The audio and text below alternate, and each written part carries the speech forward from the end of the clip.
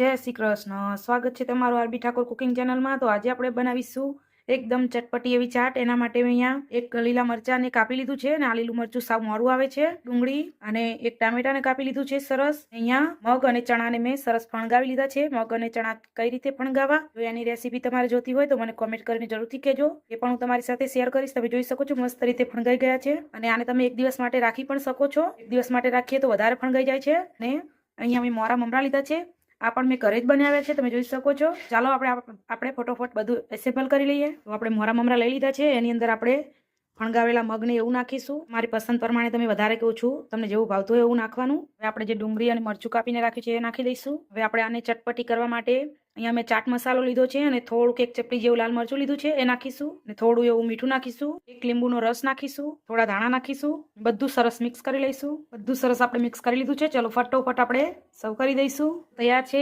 એકદમ તીખી ચટપટી એવી આપણી ચાટ। અને જો તમને મારી આ રેસીપી ગમી હોય તો લાઈક શેર ને સબસ્ક્રાઈબ કરવાનું ભૂલતા નહીં અને એક વખત આ રીતે ચાટ બનાવીને જરૂરથી ખાજો। ઘરમાં તમને બધાને બહુ જ પસંદ આવશે। આવજો ને જય શ્રી કૃષ્ણ બધાને।